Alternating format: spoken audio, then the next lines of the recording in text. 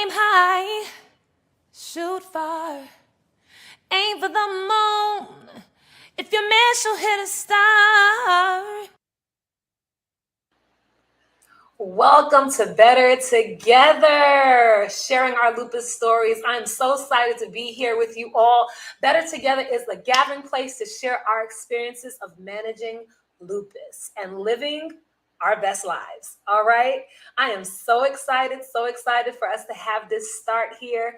I am your host and moderator, Chanel Gabriel, systemic lupus warrior since 2004. And I've been trying to take over the world ever since then. So managing this chronic illness is something I have been doing while doing all of this lupus advocacy that I've done, everything from Women's Health magazine to all these other spaces. But I'm also a poet, singer, and executive director at a nonprofit called Urban Word. So that's a little bit about me. I have to introduce my medical co-host, okay, Dr. Michaela Bayard. Okay, where are you? Hey. Hey, Chanel, how are you? I am so excited to be joining you tonight as the medical host. And the best part is this is just the first of 12 shows, right? Yes. So we're going to have 12 shows. Each show is going to have a different topic related to living with lupus. But I'm just going to introduce myself. I'm Dr. Bayard. I am a practicing rheumatologist. So I'm treating lots of people with autoimmune disease, but especially lupus. It's really my passion. And I'm working in one of the most diverse zip codes in Queens. So I really love connecting with all different types of people. And this is just another great way we're learning to share stories, strengthen our community, build support for each other. I'm really excited to talk with you more, Chanel, tonight, and our amazing guests. No, this is going to be great. We have two guests here, and I am so excited for this first show. And yeah, thank you so much for the work you do. I know for those of you out here, depending where you are, if you are, just so you know, the chat is where we're going to kind of have conversations. Okay, so feel free to use the chat and let us know if where you're from, where you're representing, and connect with each other. But yes, you're right. Thank you. This is our first show for the next 12 weeks with a little break for holidays. But we are kicking it off with the topic managing relationships, and not just any kind of relationship, significant other relationships. What is it like dating and being in relationship while living with lupus? So I know this topic is going to be a hot one. Make sure you use the chat to chime in and share any questions. We're going to get to some questions towards the end. But I guess I could tell a little bit. I'm curious to tell you a little bit about my little relationship story. Well, I'm not married, so I'm single. But I definitely have had a long life of trying to figure out how to tell somebody that I have a chronic illness. And I've heard everything from don't say anything until they ask, until they're like, hey, why are you at the hospital for 3 days? Then I've heard people that, like, on the first time they meet someone, they're like, just so you know, this is my medication and these are how I deal with it. Dr. Red, I'm just curious what your thoughts are around that, or just relationships and managing that while living with a chronic illness. Well, there's actually data that almost 60% of patients who have lupus report having a lot of difficulty communicating with their physicians. So having those other support systems to talk to, it's so important. They can help you communicate at your visit. I really think finding a way to bridge with your partner and have those discussions is important, but it really depends where you are in the relationship. Yeah, I guess that's the hard part, is just trying to figure out where you are. I mean, that's hard without lupus. So trying to figure out where you need, where you need support, and what ways somebody can be in there is really challenging. But I do see, I've seen people, and one of those people is actually on this call on this show today, how they've managed to deal with bringing someone in through a diagnosis. And I know, like, for me, I'm one of the people that I kind of try to let it come out whenever it goes. Mm-hmm. And I definitely have gone on a date where I told somebody, I had lupus, and they're like, are you going to die? How do you feel in that moment? What do you do in that moment? like, calm it all the way down, because it's not, but people don't know what lupus is. It's not a common enough disease, although I know so many people that have it, and so many people are getting diagnosed with it on a regular basis. It's still something that's very new. You're right, Chanel. I mean, when we think about people who are diagnosed, almost 90% of them are women. So there's lots of women who are experiencing this, as we navigate relationships. But I'm really going to pick on you. I want to hear more about what's going on in your most recent relationship.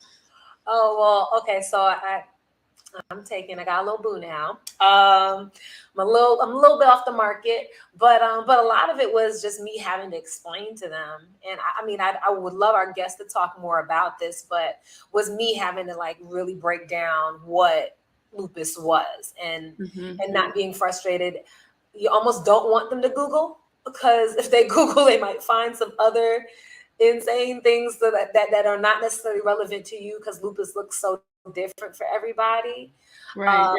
And I mean, in the chat, feel free to like let each other know like what your dating experience has been like. Is it easy? What are some things that are challenging? Because I think one thing about us being here together for the next 12 weeks or 12-ish weeks, because we got that little break, is you all connecting with each other in the chat and having some of these conversations. Definitely have done that. I've also dated people that, looked at me differently, once I told them, and it was like, oh, you're frail. And I'm like, no, I'll still curse you out. Like, don't think lupus changed that. So, I think that's something else to consider when I think when you're dating, is that you are also thinking about how somebody else is going to receive the knowledge, and that balance. I mean, from a medical perspective, when I see a patient come in, especially a new patient, and they're able to like put their partner on the phone or bring them in person, I do find that it empowers them, because it's someone kind of reminding them of everything they want to share, reminding them of all those questions they have, and then kind of drawing some reality to what they're really experiencing, because I don't know, and sometimes it's easy to downplay or overplay what's happening at home. So I just find that having that support in the office is a big deal. Well, I don't know. I think for me, I can't even lie, I've never had that support. I've always been the one that goes to appointments by myself, things of that nature. So a lot of times it's the day-to-day, like when I'm sick, and how somebody receives that is the struggle and the challenge. And so those are the things that I think are a little bit rough for me, is how do I let somebody take care of me now? Right. But even further than that, I mean, I think like, for example, so how I knew was the right time to tell the guy I was talking to that I had lupus. It tumbled out. I don't usually talk about that part. I'm usually the one that's doing, not the interrogating, but I'm asking the questions and asking for stories. And I think they flip the story on me. Like, so what about you? What's something that you think is challenging that you deal with on a regular? Because I asked that question, and I was like, and I wanted to have something better to say. I wanted to have something. And I was like, well, managing my lupus. And he's like, lupus. Oh, I don't know anything about that. And that was kind of helpful, as opposed to sometimes I've been with people and they've asked me that, and they're like, oh my gosh, my aunt died from that. And it's just like, yeah. Right. Because so much of it is reframing. I always say, like Dr. Google, right? Reframing the individual stories, that lupus presents so many different ways. And the thing we struggle with is that it can be invisible in a lot of ways. So you really do have to be the spokesperson. Yeah, you're now officially the spokesperson for the Lupus Foundation, like for this person, for this relationship. And it's a part of it. I think sometimes we want to forget it. I know for me, I want to forget it a lot of times. So it is difficult sometimes, but I feel like we can bring, at this point in time, we can bring in one of our guests who can talk a little bit about what you're talking about. What does it mean to have a partner on board, right? Yeah, right before we're going to do this, but just making sure that we are, once again, get everybody in the chat. Feel free to share what your thoughts are around this. When is the right time for you to tell your partner or your person or somebody you're on a little date with? Do you tell them right away or do you take some time? It's good time to think about that. But preparation for me is key. I think I kind of go into it like, and this is going to be a big deal when you think about the holidays coming up, right? It's a time that a lot of people come together, you meet each other's family members, so it's a high stress time. Yep, definitely. And it's also getting colder. It's cuffing season, as they say. It is time to find someone to hibernate with if you haven't found them already. Global warming is changing things. So it shifted a little bit, but we got a little more time. But we have two guests that are here today with us that have two different perspectives. But our first guest, Monique Gore-Massey, is married with lupus. And we also have Adrienne Nicole, our single in the city loopy sister. Okay. First, we're going to talk to Monique.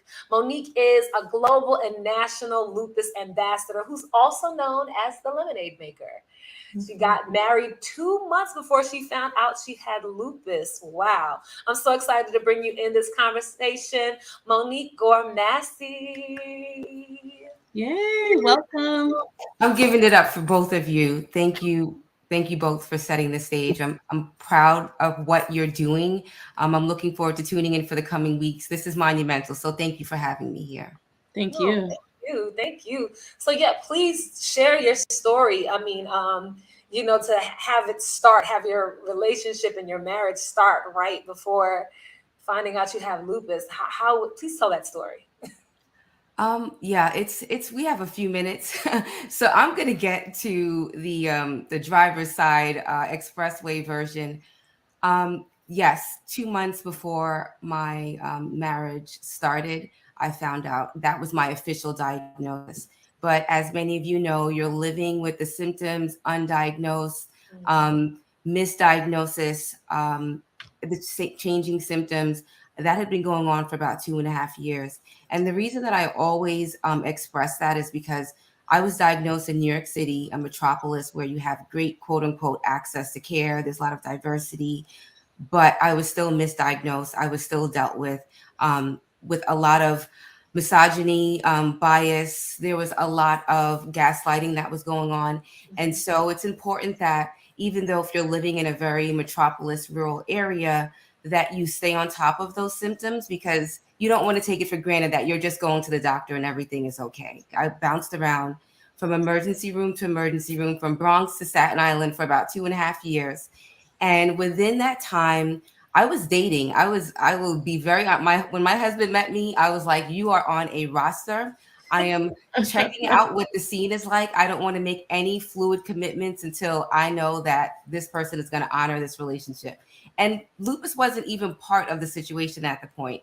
And he was like, all right, I'm here for it, which was impressive to me because he wasn't the first person on the team. So he came in just kind of like very confident, very reassuring.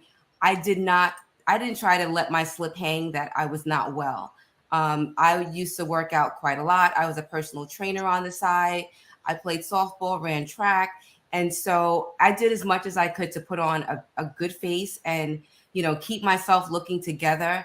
And when I was calling out of work and ending up in the hospitals, that was not something I was disclosing to him because I didn't feel like, one, we had crossed that path in our relationship. And then also I didn't feel like I knew what was going on. So how could I even explain that to him? So there were a few things that were going on there. And then fast forward, we were about 9 months into our relationship and we traveled to Costa Rica for my 30th. He took me to Costa Rica for my 30th birthday. And I was as sick as a dog on that trip. When I came back, I was like, I have to figure out what is happening with me. And a few months later is when I was diagnosed. And when I say to you, it broke my heart to have to share that with him because I knew that he was following along with what was happening, not even really knowing what was going down.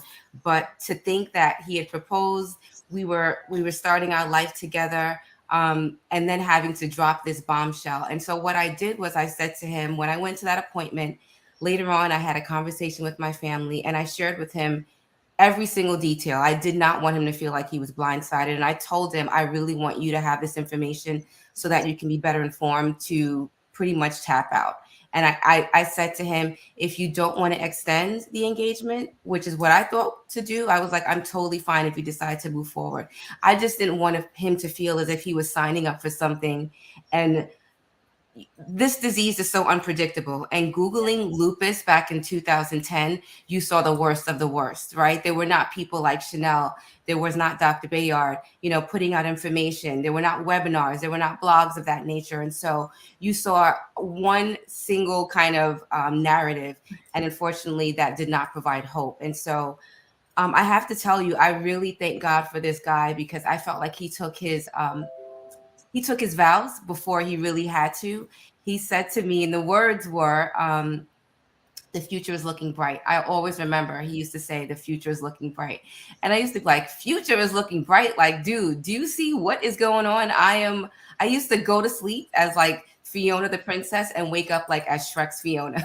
So that was happening very often. He never knew what version of me he was going to get. And within that time, I started to deteriorate very quickly. And that was approaching the wedding. So when I look at my wedding day pictures, we have a few of them up. I never really look at them with this like whimsical kind of warm feeling, because I remember how much of a struggle it was that day. And I remember I didn't look like myself. I didn't feel like myself. I had the prednisone swell and swole and the bobblehead, and my hair had completely fallen out. And I had to have an emergency wig made like 3 days before. I had all these scabs and sores all over the place. I could barely walk. And so I had to change out the shoes that I was wearing.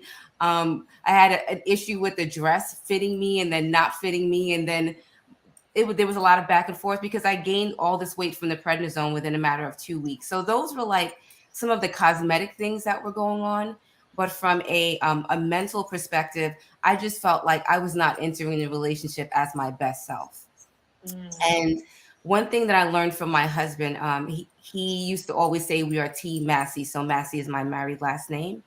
And he embodied that. And I want to say that if you're looking for something to hold on to, remember that your significant other, your partner, is not your enemy. They're on your team, and you should be a team. And so once we start to treat them as if we're fighting them, just like we're fighting lupus, that is kind of like the beginning of the deterioration of a relationship.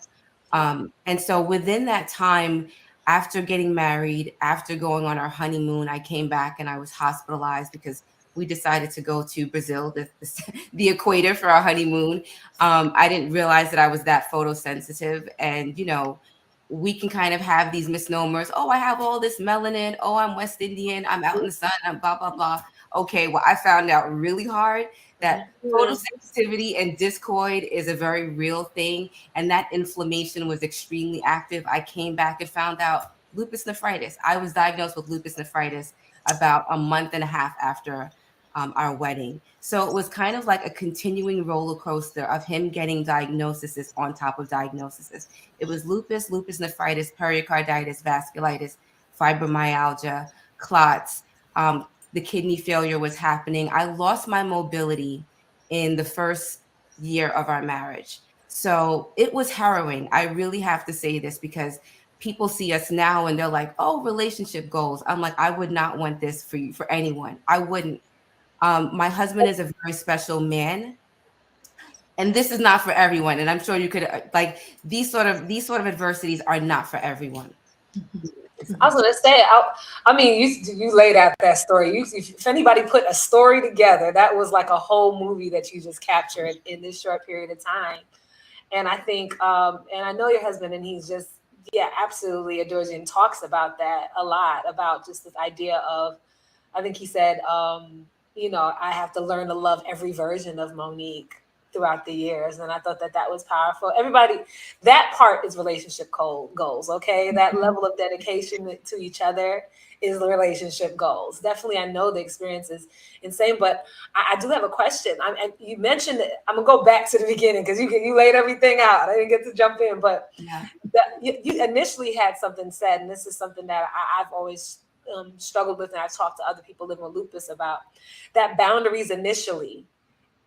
Even though you were sick, you were still like, I know what I'm looking for. Yeah. And did any moment at any point in time, did you ever kind of get into space where you're like, I have this illness, maybe I should lower my standards? I'm so glad you asked that question. And I kid you not, a few days ago, I was I guess around the holiday time, I was with some family members, and there is this thing sometimes in West Indian households, like you have to expect your man to behave a certain way. And someone said something like, you're so lucky that he stayed with you. You have a man that stayed with you with this disease that you've been living with. And it's not the first time that I've heard this. And I've always known my worthiness, and I've always known my value. And I really thank God that my parents instilled that in me. And so I always felt like I don't want anyone to feel as if they're doing me a favor by being with me.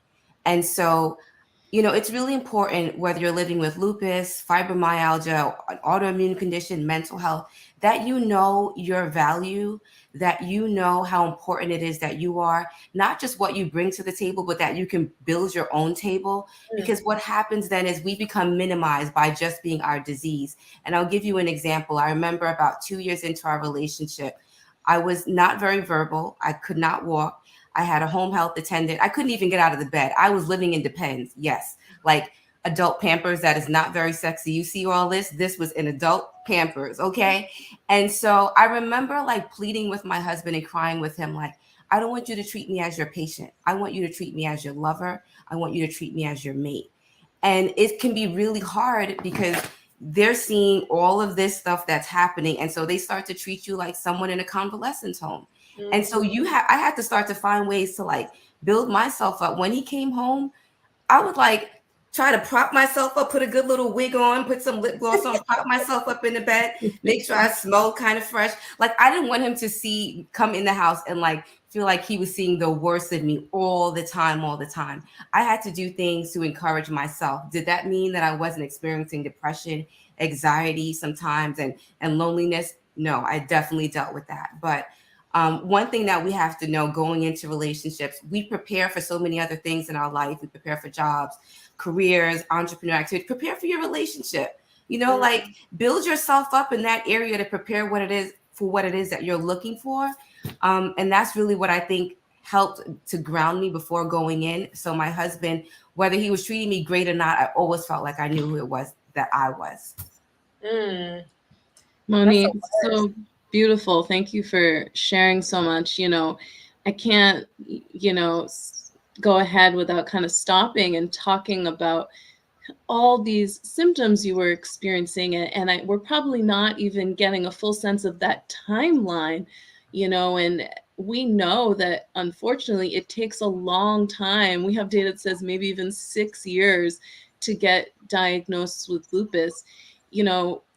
We're hearing about everything now, but what about when you were in the middle of that? Like, what did you communicate as you were going through that? Because I don't know if you shared your diagnosis before or shared your symptoms even before you were diagnosed. Some symptoms were evident. When he met me, I worked out. I did 2-a-days. I looked like I did it. I was extremely, I was very stocky. I'm 5'2", and so I lost weight within that time. I lost about 40 pounds. So I went from like 120 pounds to like skin and bone. So that was very evident that something was wrong. I lost my hair. I had rashes all over my face. I had sores in my mouth. And I thought that it was, they told me that it was eczema. They told me that it was anemia. They told me that it was a chest infection. So I kept relaying this to him, right? Like all these different things. And I could see he was like, something is not like, you got a lot of stuff going on, right? There's a lot. And I think that can also scare people away. Once I was finally diagnosed with lupus, he was eager to learn more. And unfortunately, a lot of the information, which is what I was saying online, wasn't very hopeful. It wasn't very concrete, but it also didn't speak to the needs of a care partner. I also don't call my husband my caregiver. And the reason I don't is because giving kind of, it can be one directional, but I partner with him in the livelihood of my living. And so there, even though I might not be able to do as much as I would like to, I feel like, listen, we are in this together. Like, this is not just one way. You're not just waiting on me hand and foot. So he's my care partner, but there wasn't a lot of information that spoke to care partners and loving them and the financial responsibility and the burden and the mental health and the sexual issues and family planning. There really wasn't a lot. So it left him kind of feeling like, what am I to expect? Right.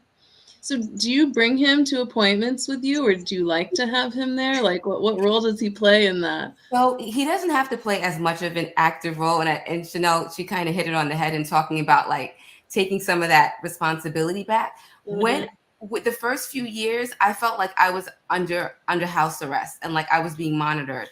I literally could not leave out of my home without somebody calling me like, the door just opened. Where are you going? Like, I saw you went down the stairs. Where are you going? Are you okay? You didn't answer your phone quick enough.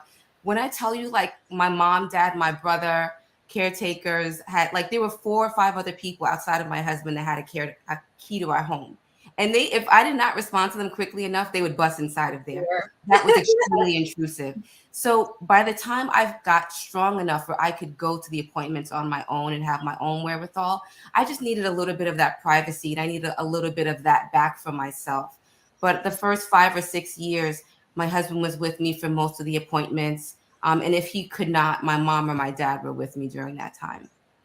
That is so good. I mean, and it's good to also recognize that your partner, and I think that some of these things, these concepts are not just for people living with lupus. I feel like I have a couple homegirls and a couple homeboys and non-binary folk that do need to hear some of these ideas. Like, what does it mean to have a partner? Is your partner your all? Like, what does it mean to also have support outside of just that person, and not expecting this person to be like Prince Charming to come and save you from everything.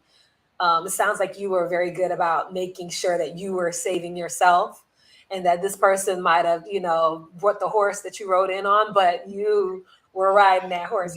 You were going where you needed to go. And I think that's I think that also goes to the point of, Chanel, we're all broken people, right? We're all facing something, and especially in this very heightened time of whether it's political issues, dealing with identity, dealing with systemic issues, the relationships that we begin, whether it's now dealing with lupus or anything else, they're all broken relationships. So I think that it's really important just to kind of like level set, so no one feels like, oh, well, I'm coming into this relationship, woe is me with the sickness.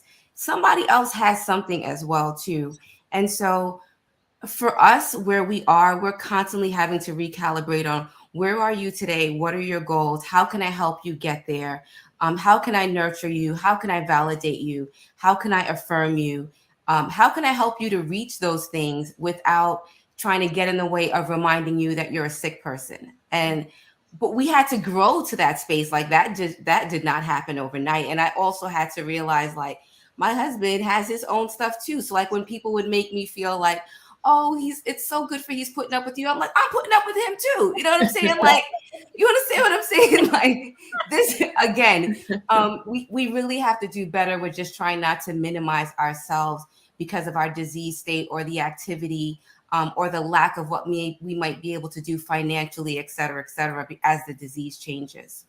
Yeah, no, that's such a great point. And I think sometimes we do think, and like I said, some of this conversation is stuff that lupus or not, chronic illness or not, we do need to remember like your value is still there. And also, if somebody else out there can't deal the same way if they couldn't deal with the fact that you're a progressive person or that you're working towards a goal, same thing, and kick rocks, as they say. But I think it's really important to add the health side of it, because it's interesting that family members would say that to you and say that, hey, you're so lucky that he would stay, as if you're not Monique, the lemonade maker, you know, like as if you're not this glorious, beautiful, wonderful person. Yeah. And I think, I guess I have another question, just as a married person. And I know sometimes we always look at the married person like y'all have all the facts and all of the knowledge and wisdom, and we're all like, dispel some of that to us. But what advice do you have people in new relationships? Like, what were some things that might have helped you? I know it wasn't just smooth sailing, but what are some things that might have helped you, a new relationship, really get a good foundation as someone living with lupus with somebody that might not know much about it? Yeah. And thank you for asking that, because sometimes we do set marriage as like this pinnacle and the ultimate goal. And I have a mentor who is my marriage quote unquote mentor, has been for the past 12 years. And my husband has one as well. And they actually both happen to be husband and wife. So they're kind of like the person that I tap into when I need to like call them up, like, let me tell you about like bleepity bleepity bleep. Like I literally can go in with them, and they really kind of help to bring me in sometimes. But I that sort of fairy tale idea that we have about marriage, that's a myth.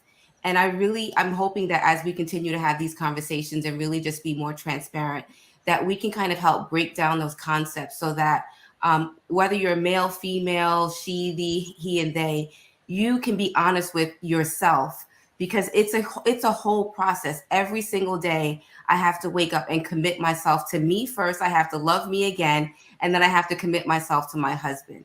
And that is something that doesn't happen unless I'm checking in with myself first. I can't pour myself into my husband if I don't have anything for myself. And so the myth of I have to find this great person and everything is going to be okay, they have to have great stuff on paper, that I promise you, after the wedding, the fantastic wedding, and things start to really, the wheels fall off, you're going to figure out like the marriage is the whole trajectory, and you never really know what's on the other side. So that's why every single day has to be something that you work at. So yes, marriage is going to be hard. I'm going to say that. And it should be, because anything worth working for, anything worth great, it's going to be kind of hard. So you have to commit yourself to it.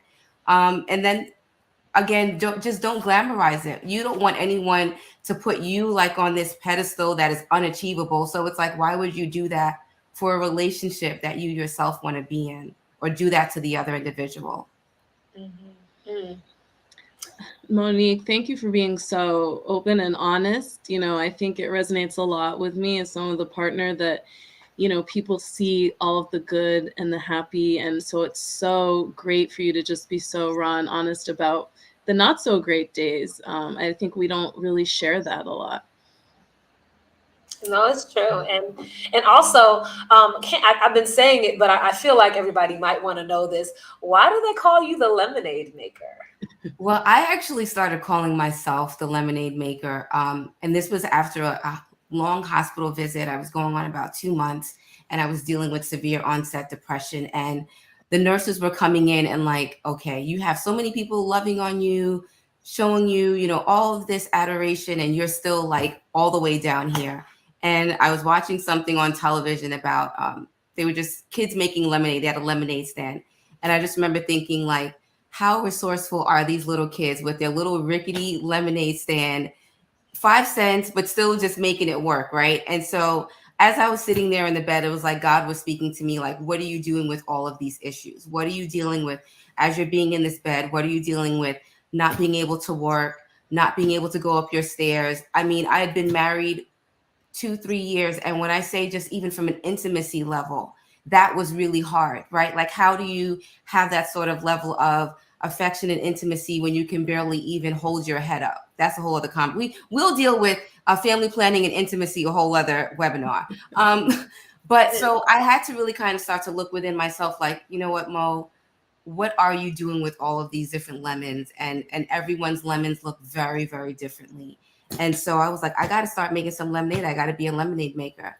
And so when I did have a first walk team, I named my walk team the Lemonade Makers. And here we are today. Still making. Yeah. And everyone, yes, I believe everyone can choose to intentionally do something with the lemons, whatever their life's lemons are. They can And choose Monique, potentially to do it's something. real. Like we know this from data that your mindset, how you approach a situation can Yeah. really positively impact the outcome. So I think it's a great message. Yeah. Awesome. Thank you. And that's so fun. I just posted that on Instagram the other day. I posted Tabitha Brown. Everybody says I look like her, and You and but do. it's You talking. should play her. You should play her in the upcoming role, whatever it's going to be. We're putting that in the atmosphere. Yeah, one day, one A day. But version of her. she actually commented back. But it was a speech about just the idea of like choosing happiness and figuring that out while recognizing that depression is a real thing. And I think that that's something that we do battle in community where Mhm. people are just telling you, oh, you just need to think positive. But while not overlooking all of the struggles and allowing people to feel like all of the feelings that they're feeling, it's still important to also, try to find the sunshine in the day and try to find that. Yeah. And I think that you definitely testify to that. And one last question, because I know we're gonna get into the next guest that we have here, but I'm just curious, how do you keep hubby from stressing out about your health? Like now that he knows and he understands like what's at Yeah. stake and all the things. I think sometimes you're right. You mentioned you not wanting him to treat you like that, but how do you keep him from not nitpicking and trying to do Yeah. everything? I had to learn how to humble myself, to be honest with you. So even there were days where I did try to put on a good face. That's just my nature. I've always been that way as a child. But this whole journey has allowed me to humble myself, and I learned that from my husband. My husband's nature is very laissez-faire. He takes things very easy. I'm like extreme. I have to be has to be in order and in certain ways, and can't be. Um, Things throwing me out of whack used to completely rock my world. And I had to learn from him how to just kind of like breathe through situations. If there's dishes in the sink and the dishwasher is not, filled, he'd be like, oh, no problem. And I'm stressing over it. Right. So I'm like, why am I stressing over these things? So I had to learn how to let him take on some of the things that I would stress about. And then I also had to learn how to make concessions, like the things that I would nitpick over or that I would fixate on. I just had to learn that it's not as serious as I thought that it was. And then share that with him, share my fears, share my concerns. This is what the doctor's report is, but here's how we're going to pray. And here's how we're going to proclaim my healing. And we're going to speak to a counselor together. You speak to your therapist, I mine, then we together. So we just kind of started to like set plans with each other. And that piece kind of just goes back to knowing that the marriage is not 50-50. Like some days it's 70-30, right? And like he knows that he might have to carry that 70, and me just kind of being okay with my 30 and feeling that that 30 is enough. And that is a powerful way to thank you so much to just kind of close out this segment, even though you're still sticking around. But I saw so many gems in what she said. Dr. Michaela, I know you saw some there too. But I'll pull in this idea of knowing your worth, even with a chronic illness. That's so important. And also, I don't know if you saw anything. We can go back and forth. Anything else you saw, Dr. Michaela, that you thought was important to keep in mind? I love the idea of independence in partnering, really staying true to yourself, even though you're having this partner, and taking ownership and really navigating it in your own way. You're so strong in your partnership. And I think a lot of people think they have to lose themselves in a partnership, but I really appreciate you kind of showing a different perspective on that. Yes, thank you, thank you. Thank you And both. and it's not easy all the way. It's not easy, and there's work that has to be done on both sides. But definitely make sure you got a cute wig to throw on. Zhuzh it up a little bit. But everybody, thank you. You're still here with Better Together. We're so excited to introduce the next guest. We're sharing our lupus stories. Make sure you like this. If you like what you've been hearing, please like it. Please comment. Please share it with other people. And please, know that this is a space for you. We're going to share all of these experiences on how to live our best lives while living with lupus. And now we're going to transition to all the single ladies. Uh-oh. Okay. Any single folk in the building, make some noise in the chat. Right now, we're going to go to our second guest, an Emmy-nominated award-winning producer and founder of Adrian Nicole Productions, ANP, who's also a fellow lupus warrior navigating the single life. I'm not married, so I'm single. Okay. And so this is the area I can maybe chime in a little more on, but show some love to Adrian Nicole. Welcome. Hi. Let me get my single lady wave on. Thank you. I am so excited to be here. The conversation I was all backstage listening. I'm excited, so I'm ready to jump in. Well, now tell us your experience dating while living with lupus. Okay, so I was diagnosed actually after I was married. So I was part of a partnership, and I got my diagnosis 3 years after getting married. And it was, as a lot of our stories, not a pretty situation. I had troubles walking. I was crawling up and down the stairs, night sweats, swollen this and that. So it was challenging. My ex happened to be an EMT and firefighter. So I was really lucky. Actually, I felt very safe. I said, hey, if something happens to me, he can bring me back. I'm all right with it. So unfortunately, that relationship did not last. And I have been single for 10 years. I was like, oh my gosh, I actually did the math when I was thinking about talking here. I was like, oh, it's been 10 years. So it's been a while, but I have dated, I've had a boyfriend since, and I've certainly been on the dating scene over the years. And it's been interesting. I often will tell them really early on. At first I struggled with it. I mean, when I was working professional, I was like, no one can know. I don't want anyone to have lupus. Is the big secret, whatever.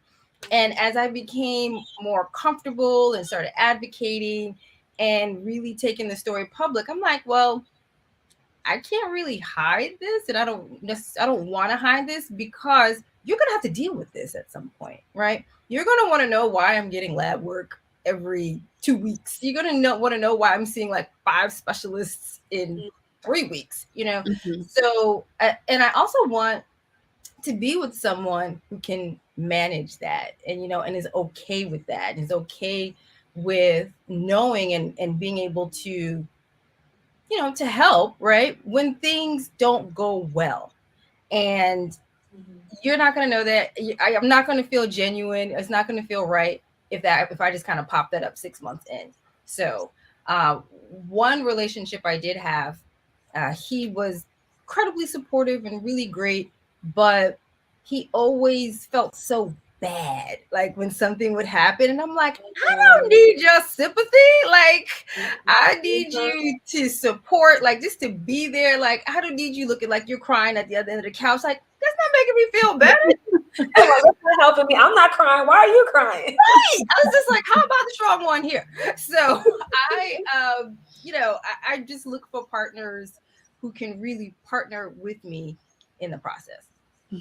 No, it's so funny. So fun fact, I was single up in 10 years up until last March. So that's what I'm saying. There's hope. There's hope for us. It was 10 years. I did the math too. But I think it's so interesting, the idea of like being very forward, because there are a whole bunch of people that are like, I'm holding this to my chest and not sharing it at all, right? And keeping it a secret. And the idea that eventually at some point in time, you're going to want that person in your life enough, they'll be around enough to notice something's wrong. Right. So there's no help to it. Thank you for bringing that into the space. Go ahead. I have a question though. You said early, Adrian. What does that mean? Does that mean, hi, I met you, or 2 dates in? Date number, like lupus. Right. I know, right? Literally, if whatever comes first. So it might, if we're talking on the phone for a little while or something, it'll probably come up in a conversation. But if we're going out on dates, second date, you're going to find out. Mhm. I often am able to just kind of work it in because of lupus advocacy. So, people want to ask, what do you do and all of that jazz. And so I'll talk about that. And I'm like, and I'm also a lupus patient advocate. I was diagnosed in '09, and then they'll come with oh, I knew someone who had it. And I'm like, all right, so they died. And so it's like, cause then it's like, yeah. And so I was like, it's okay. Cause then they feel bad. Like I do. Ooh. I'm like, it's all right. And then I just said, ask me any questions that you have. I'm an open book. Like Monique, I don't want them going to Google.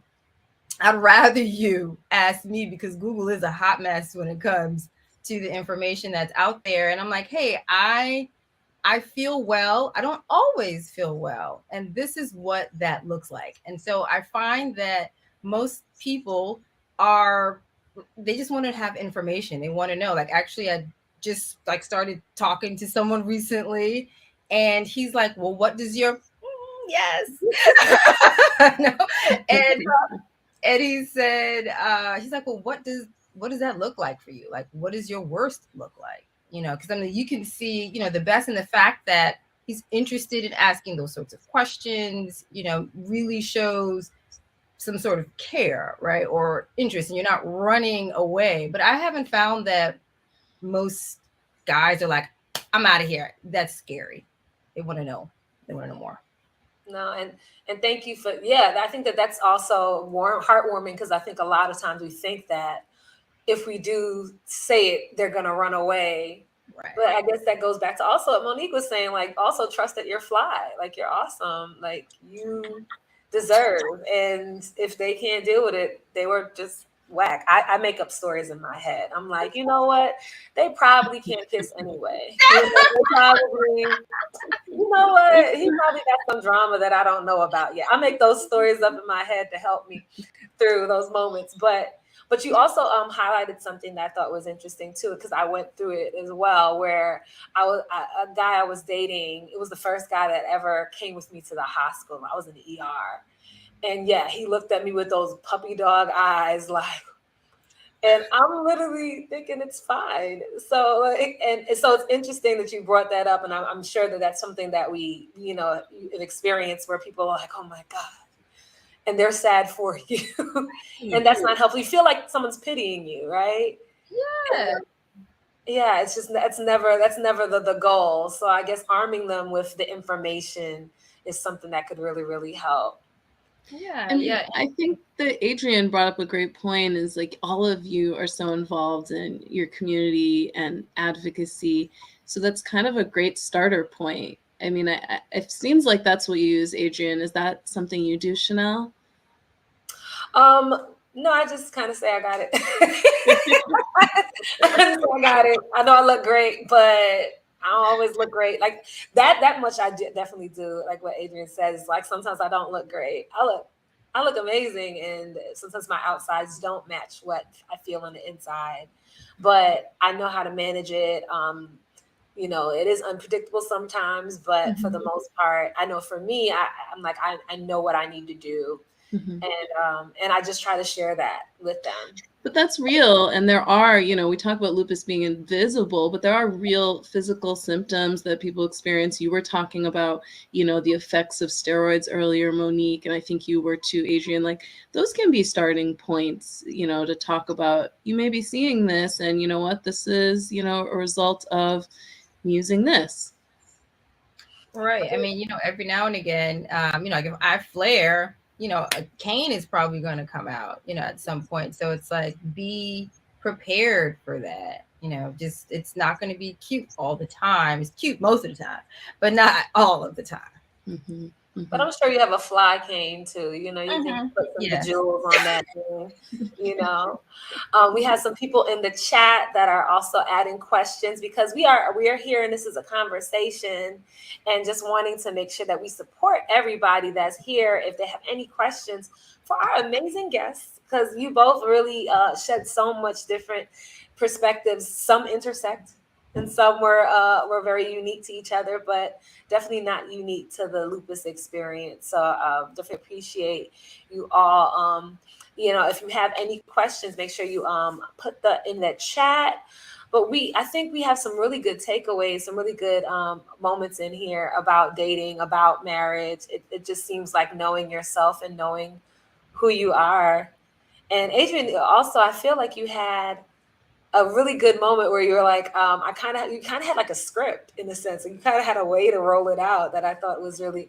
Is that something you practice? Is that something you just roll it out? Like, I know how I'm gonna tell you.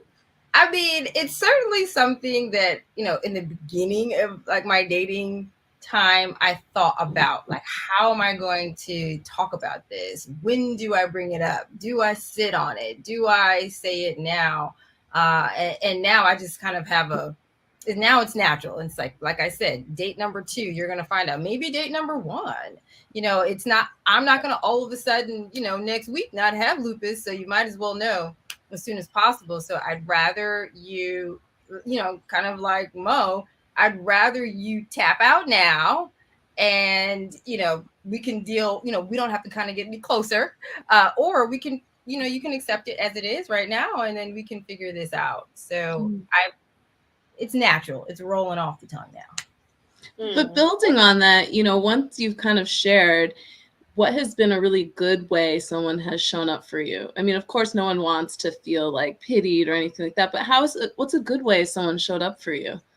So I know, like, for example, when I flare, I have joint issues like a lot of us, right? So my hands will get really sore, really, difficult to move. If just my boyfriend came in and just washed my dishes, and that was everything in that moment. It's like, oh my gosh, like, thank you, because I didn't know what was happening. I don't have a dishwasher, everything has to happen by hand, and I still have to eat. So that was huge. I mean, I have an amazing support system in my family, thank God. And they're always there for me whenever I need them. They're showing up at the hospital if I need them to show up at a doctor's appointment and all of that. And actually, that's something interesting that Mo talked about, and how your husband goes to your appointments, and when I was married, my ex-husband he came to the first one, and then I kind of was like, I'm good, I got it. But now, as a single person, you kind of don't have that, and there's some moments that can feel lonely in procedures and all of those things. And it's cool, to have like your mom there, right? But there's something different about having your partner, kind of show up and be there. So there, find strength. If you, for folks who are watching, if you don't have that partner, rely on the people who are around you. If you don't have an amazing support system, try to find some other loopies that can be that for you, and maybe they're showing up for you in those spaces. So just be sure not to feel alone. Can I just add something onto that? One thing that I realized was people were showing up for me sometimes, and I'm so glad you asked that question, Dr. Bayard, but they might not have always been showing up for my husband. And so him being my care partner, he was coming to those appointments. He was hearing your wife has 3 or 6 months to live. He was going with me to surgical procedures. He was watching me deteriorate. He was carrying the financial burden. But outside of like our immediate bubble, my mom, my dad, a lot of my other friends, they were so concerned about me. And, guys are a little differently sometimes as well, but male, female, or significant or insignificant other. We need other people to show up for our partners as well, because if they are going to be a part of your team, sometimes they get lost in the shuffle and everything seems to revolve around you and your sickness and everything else. And they're like, but I just want to enjoy a game, or like, I don't need everything to be revolving around that. So it took me a while to figure that out. I will definitely say this, after getting into some frustrating conversations, heated exchanges, and feeling like he told me, like, sometimes I feel like everything revolves around this whole lupus situation. I'm just lost in the shuffle, and it hurt my heart because I was like, oh my goodness, that is right. So I had to start to kind of figure out, if I can't be there for him, who can quarterback with me and kind of like show up for him at some time. So that is something we have to be really strategic. But that's a little different from when you're just dating somebody. He's my whole husband. You understand what I'm saying? So like, as my whole husband, I need to kind of be a little bit more strategic with that. No, and thank you for bringing that. That's so powerful. Like us also thinking about the other person, because it does become a me feeling of making sure I'm okay because I have the illness, but not thinking about how that impacts a partner. So we do have a question in the chat. They asked, I have a demanding job and trying to maintain my relationship with my man and manage lupus. What tips do you have?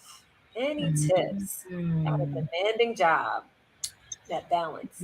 Well, I mean, I speak to that. I have an incredibly demanding job owning a company, right? And having to manage people and staff. You know, you have to try to manage your stress within work, manage your stress personally, and be sure to make room for him. You know, I schedule everything out. And so I know I want to have, you know, meaningful conversations with whomever I'm dating. So guess what? I'm going to work my day out so that I'm done by 6. I'm going to eat for an hour, and then I'm going to hop on a phone call with him, you know, at 7:30, and make sure that he knows he feels special, you know, that he's special to me and worth my time. But then I'm going to get off the phones early enough so that I can get the rest that I need to make sure I take care of myself. So find that, you know, I don't know if, you know, schedules work for me. You know, I don't know if that will work for you, but that's been incredibly helpful for me.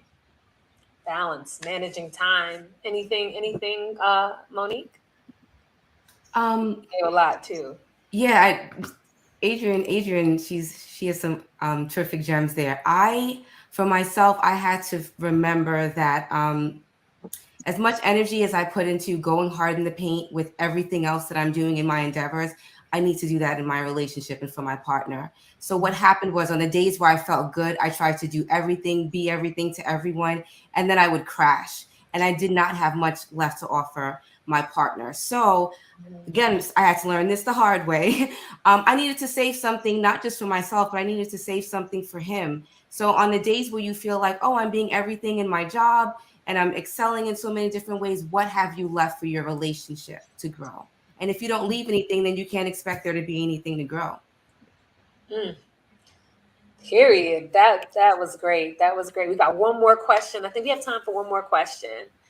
I'm a newlywed and my husband is great, but my in-laws are not there yet.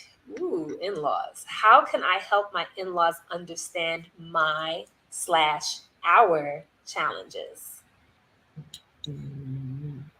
So really quick, we mentioned the word boundaries. That is going to be something so important. The lines of demarcation for your boundaries are going to constantly change. I say all the time, my husband is my mate and I am not his mother.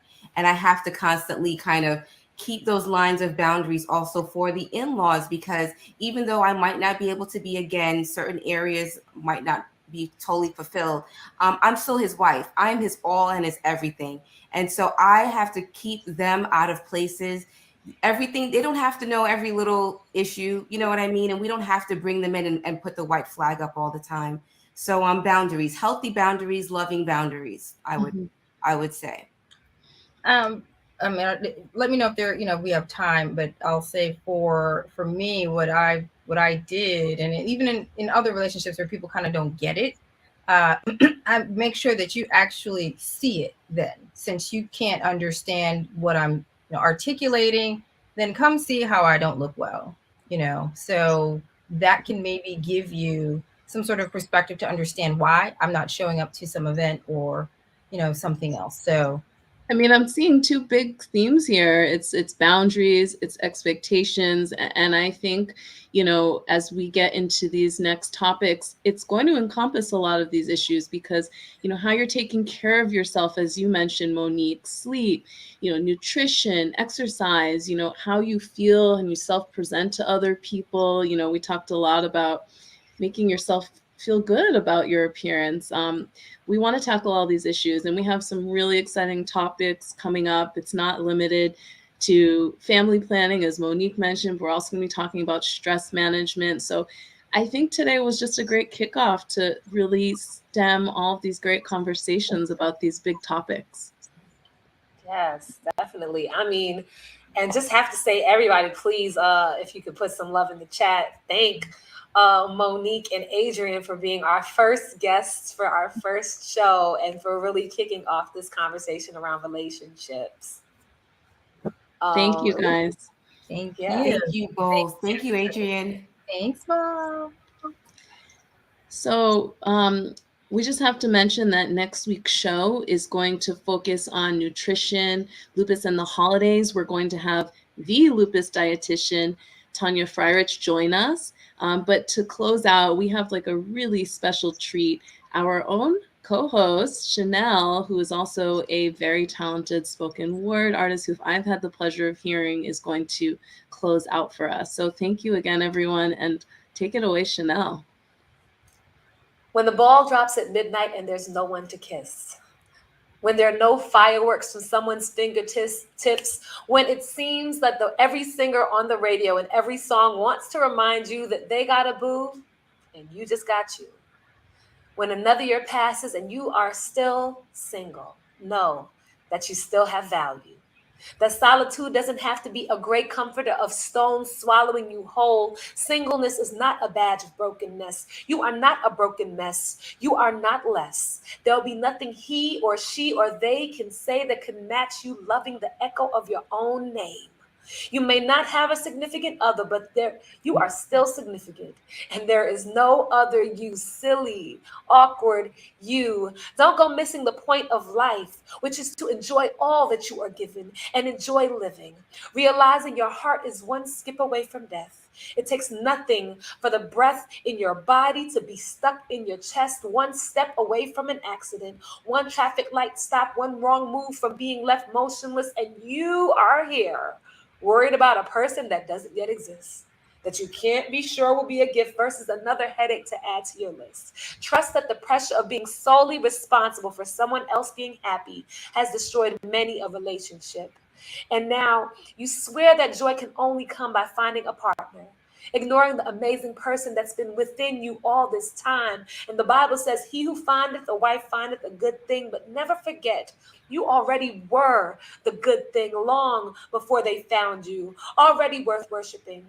Now, something magic happens when you close storybook fables and find happily ever after beneath your own feet. You are complete. So if somebody on a date asks you why you are single, tell them it's because you go on dates with people who ask you stupid questions like, why are you single? And you aren't basing your partner on whether they can make your toes tingle or stomach parasail. And just because you're of a certain age doesn't mean someone can get you at a discount or on sale. That your world isn't dictated by what you have, but by enjoying its design. And when they put a shot clock on your uterus, let them know that games have been won in overtime. And if you never find your soul may discover there's a bigger reason your soul was made. And I don't say this will always be easy to do. And I know there will be nights where you cannot hold back tears any more than a bedroom door can hold back a flood, but can't no one give you the joy that never was. Try your best to tell yourself, even if it sometimes feels like a lie, that someone out there wishes for your problems, and don't let your blessings pass you by. Make sure you are your own judge and jury, because being single is not a crime. Thank you so much for joining us. Please join us next week, Tuesday at 6 p.m. Make sure, we just want to say thank you to Biogen for allowing us to be able to host this here, as well as blackdoctor.org. Have a wonderful night.